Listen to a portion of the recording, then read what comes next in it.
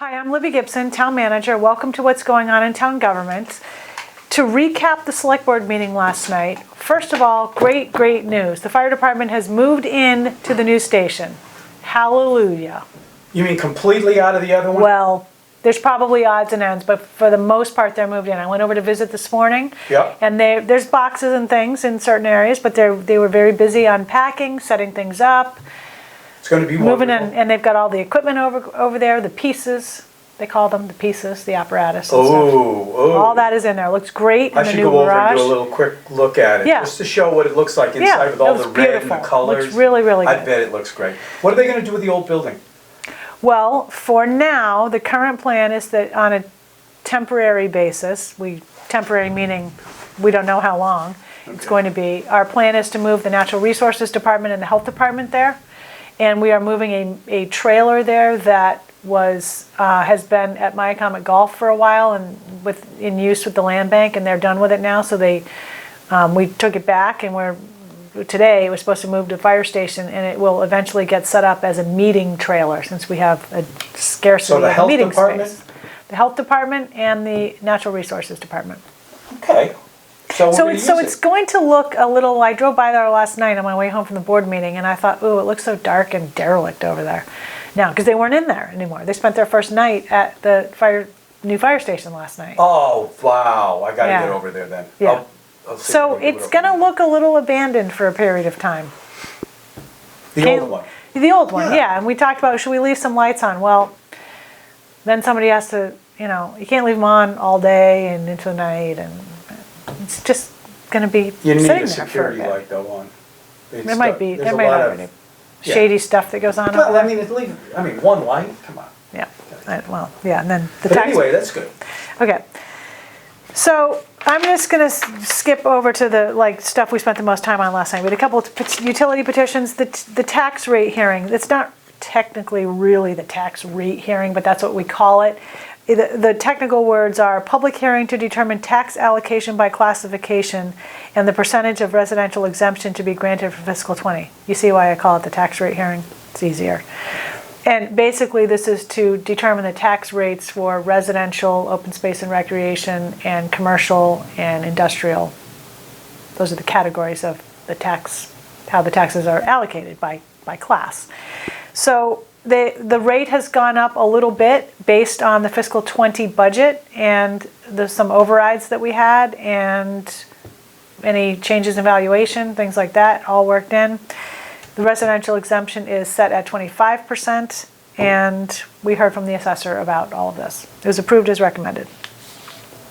It's going up just for certain, or is it going up everywhere? There's an across-the-board increase, but there are varying degrees of increase in those categories that I mentioned.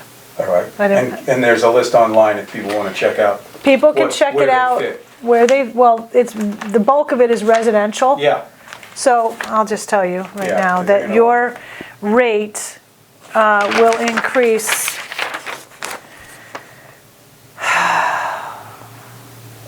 The residential tax rate is increasing from $3.36 per thousand to $3.48 per thousand, a 12-cent increase per thousand. Okay. Okay. So we got through that, and then we had a discussion about 2020 annual town meeting warrant articles. So around in the fall, I start to give the board about once a month, and then it starts escalating to once a week, a outline of warrant articles that the town will be sponsoring. So we've started to go through that, and the board is in the process of, mulling over what articles they're going to sponsor, in addition to the standard annual articles like the budget and the capital and all that other stuff. So we talked about zoning and general bylaw articles, which they already had started talking about in the middle of October, potential home rule petitions, mass general law acceptances, real estate articles, some other financial articles, things like that. And we had a bit of discussion about some of that. We're going to be talking about it again on December 11th. And The warrant, the deadline for the citizen warrant articles was Monday, the 18th. So all the signatures for those articles have to be certified. So we can't really put them out there until those signatures are certified and we know that the articles are valid. So that all finished up late Tuesday, and thanks to the town clerk's office, Gail Holgate and Laura Ramo, Nancy was away, the town clerk, her staff people got these signatures certified in record time. We had about double the number of citizen warrant articles than we typically had in prior years. So that makes how many? It's about 53, roughly. I think it's 53. So does that mean town meeting's gonna be twice as long now? Maybe. I mean, it's only see. a one day. What Well, if we don't finish up on Saturday, April 4th, we will have to go to that Monday. Okay. So the board didn't have a lot of discussion about the citizen warrant articles because they had just gotten them. They have not Can't wait to undergone see legal review, and they have not undergone administrative review. I haven't even reviewed them all myself yet. Is there So- one that stands out to you that? I haven't All got right. them. There was some talk about the gas, changing from gas blowing leaf blowers to electric. There is an article in there that has something to do with that, and the board had already, prior to this, been talking about something like that. So they may or may not put in their own article, we'll just have to see. So that was a bit of discussion, and then we had an ongoing discussion about paid parking. This was a discussion that the board has been having, well, let me back up. This is a goal of the board's in its strategic plan, and around August, the goal was to implement a paid parking program in the downtown by the summer of 2020. So around August, we started giving the board updates about how we were going to accomplish that. The board then decided in October-ish to have a public hearing on paid parking to get public feedback. So they had the public hearing on November 6th. I wouldn't say there was a ton of people there, but there were some very vocal people there against this program. You had some very interesting data on what might occur, on how this thing could be set up. What do you mean? Right, well, I mean, didn't we pay to have an assessment of where to put this and what to do with it? And Well, an idea for them to. Back in 2011, there was a parking study done that was funded by Remain, and a lot of recommendations came out of that. One of them was paid parking. Yeah. So this goes back a ways. We didn't just suddenly start talking about this. No, but how will you implement it? You mentioned some things. Oh, I mentioned a number of things that need to be in place before we can successfully implement this. And what were some of those? So basically, after the public hearing on November 6th, the board said, let's discuss the program and what we're going to do, because we've heard a lot of information tonight, and we're going to think about some things, and then we're going to continue the discussion to November 20th we're closing the hearing, but we're going to allow public input. Meanwhile, town admin, you also sort of process what you heard and come back to us with any recommendations that you might have. So that is what we did. And our recommendations basically were, let me dig through my pile here for just a moment. This is the inner workings of the board's packet over here. You've seen it before. So basically, we recommended that we schedule implementation for the summer of 2021 instead of the summer of 2020, because there's things we need to get in place, including resolving equipment, technology, staffing, hiring, public education, signage, pay station selection and placement issues, and we want to hire a parking coordinator to manage this program. We need to purchase the pay stations and get them installed. Previously, we were talking about having maybe 1 or 2 pay stations and basically implementing paid parking through an app that you would have on your phone. Got a lot of negative feedback about that. Not everybody has that type of phone.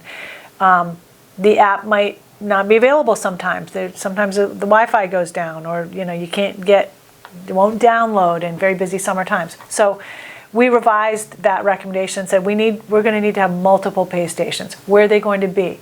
They can be either hardwired or solar. Hardwiring, once you hardwire it in there, it's not very easy to move it, and there's a cost to hardwiring it. Solar's a lot easier to install, but you need to be careful about your placement.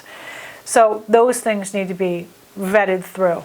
We talked about getting further feedback from citizens and businesses on the decision points that the board needs to make about paid parking. Is there a grace period? When would you start paying? What would you start paying? What are the hourly rates?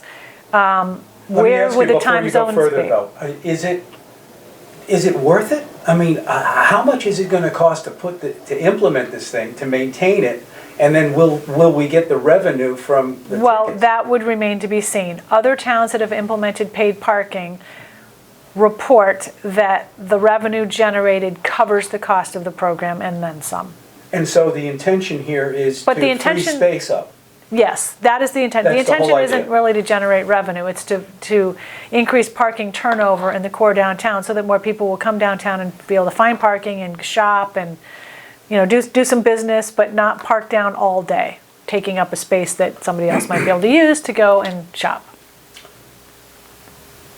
Now, maybe I'm out of line here, but it seems to me like there's so many real estate places and people that shop, that work at shops, Yeah. that they seem to be the people that take up a lot of the parking places. Well, that is a theory, that they do take a lot of the parking. So one of the other things we've suggested is that the parking fines be increased from $25 to $50, and that we look at instituting a free commuter shuttle from the two fairgrounds property right downtown, no stops, a kind of an express shuttle that would take hopefully 10 minutes or less, but depending on traffic and depending on the route that the commuter shuttle would take, but to allow people an option to get downtown for free, at least at the beginning, and not drive their car and park all day.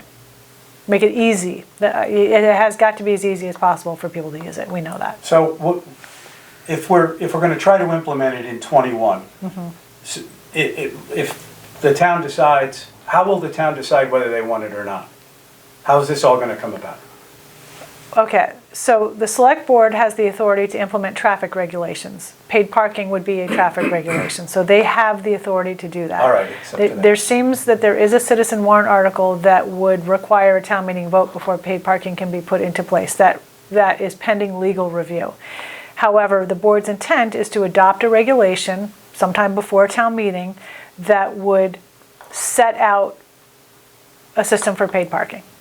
So they would have this regulation in place, and it's unclear whether or not town meeting can override that. Okay, so that's why they want to do it before town meeting and then look. Yeah, and it's one of their goals in the strategic plan. Okay. So in the summer of 2020, for the summer of 2020, we would continue some stepped up enforcement using license plate readers. So these are handheld devices that you scan the license plate, you get it into it's sort of like electronic chalking kind of. And then you'll be able to know how long that car has been there exactly and in its exact spot. So I foresee an increase in ticketing as a result of this, but we need to make sure the license plate readers, function as we believe they will. How long does it take for somebody to hold it and walk around in a certain area and scan all the license plates and go back and process tickets as needed? And in accordance with this, we want to improve the two fairgrounds parking lot, make it a little bigger. There's some brush cutting we would want to do, a little bit of surface work to the lot there, perhaps some lighting, perhaps a shelter. I got a problem with the distance between two fairgrounds and getting people thinking that they're going to shuttle them. If it was closer, it'd be much better. You know what I'm saying? You know what's pretty interesting? Huh.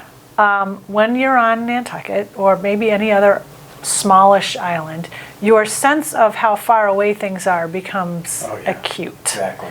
So the distance from the two fairgrounds lot to downtown is approximately 1.25 miles, perhaps. Is it? Okay. But listening to you, it's more like 25 miles. That is that's what it turns people's into. Minds, I have a feeling they're not going to like it.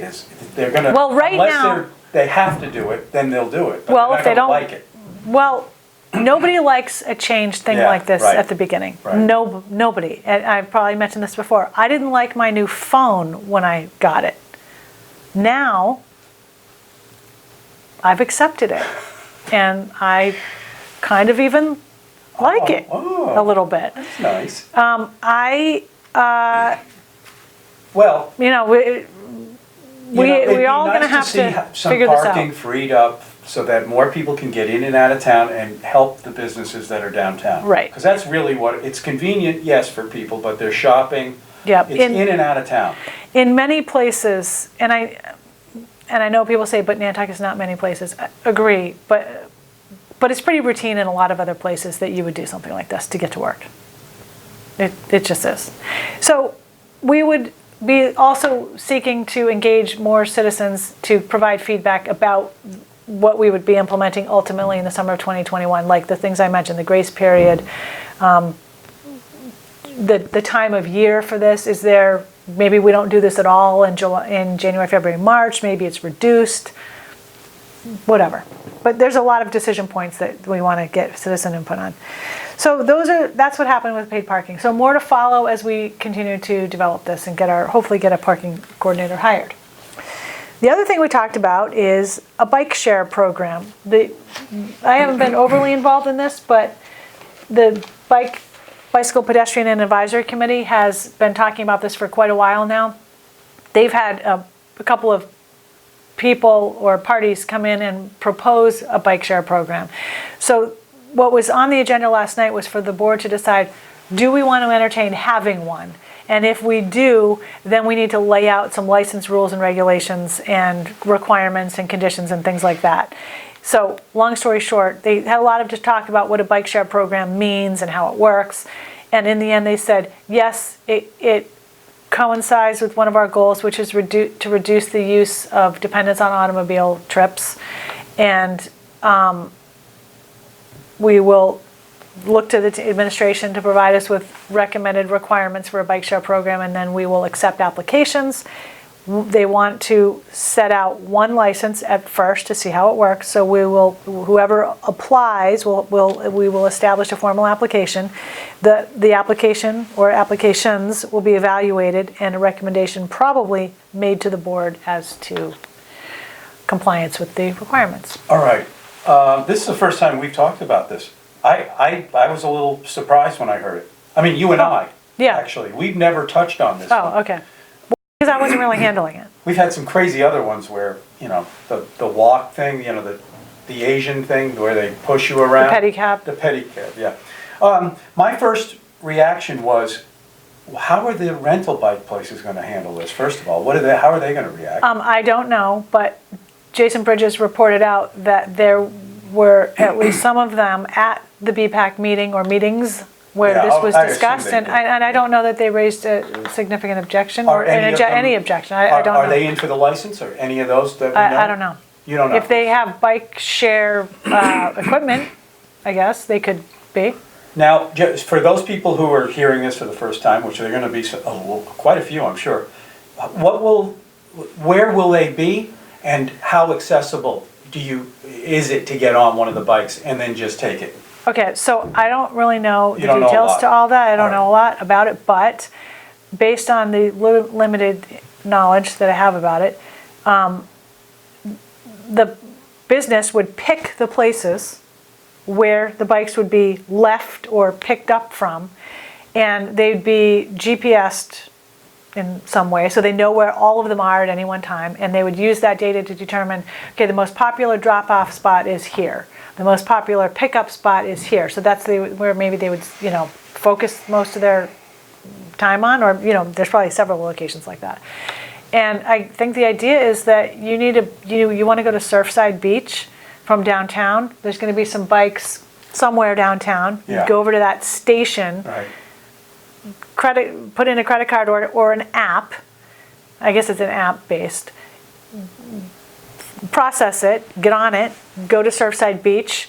You either take the shuttle back or walk back or take your bike back if you've continued to rent it. All right. Otherwise, I guess you can. I hope I'm saying this right. I like the idea of combining it with the shuttle. Well, I'm just mentioning No, but I mean, that, if it's Surfside Beach, then you can take it from where you want to. Leave it at Surfside you got some Beach, options there. and then take the shuttle back and leave it right there. Well, right, you could do that. So I'm just. One thing I hope they have is baskets on them. Yeah, basket would be nice. Because, I mean, look, let's say you want to go to the Stop and Shop, or Yeah. you want to get some groceries. Yeah, or you want to go to a lunch place on the way out. Exactly. You want to be able to carry stuff. Yeah. So, so Gino, I don't know about details like that. But I don't think they should be allowed near the steamship or Highline, because that would hurt the rental places. You mean the storing of them? They shouldn't be able to get to them there. Yeah. The bike places. But you can it makes it ride easy. them by there. Oh, yeah. Yeah. But So, not pick them up there. Yeah, so I think that the bike proponent, the bike share business would propose where to put the things, and we would be able to say, yes here, no here, like that. You got some work ahead of you, don't you, to set this Well, thing I'm up? hoping that other people are going to be doing the work, because I am completely devoted to the fiscal 21 budget development and the 2020 This is kind of a annual town surprise, meeting. right? I mean, this, you didn't. Well, I what you did know about it, Yeah. and I knew that other people were working on it, like All BPAC, right. and they have very, what's the word? In a detailed manner, All right. they have laid out a lot of requirements already. There's some stuff that I think we have to clean up, like the locations, like what you just said, Mm-hmm. and insurance requirements and things like that, and some legal review. So we don't have a meeting next week? We do not have a meeting next week, so that's pretty much everything the board talked about last night. No meeting next week, Which is Thanksgiving. which is Thanksgiving, which is why we're back at it on December 4th. And on that agenda right now, we have our IT steering committee, the CTO, our Chief Technology Officer, is going to give an update. We've got this group, internal group called the IT steering committee, and they are working on various IT technology related projects. They're going to give an update of what they're working on. We have a public hearing on sewer fee increases. The board heard the results of a sewer rate study a few meetings ago, and now this is the public hearing to actually increase sewer rates. Sorry, sewer users, I've mentioned this before, but we've got a lot going on in the sewer department, and the rates are going to need to go up to cover all the various projects. I'm going to give the board a fiscal 21 capital projects update. I've done that a couple of times, and most recently they said that's great, but we want more detail. So I'm going to give them more detail at that meeting. The Cannabis Advisory Committee, a newish committee, is going to give an update about what they're working on. And there's a couple more things in development, and that's what's going on. Oh, we have an Do you HTC. know what they're working on? We have an HTC. The cannabis people? They're working on license regulations. I don't know what else they're working on. A bunch of stuff. There's a bunch of stuff. I don't know what else. We'll find out more about them. Yes, we will. That's it. That's it? Are you going away for Thanksgiving? Yes. Just for the day. Rhode Island? Yes. See, every year you go, yeah, Yes. creature of habit. Visit a family member there. Yeah. And this year it looks like we are going to a casino.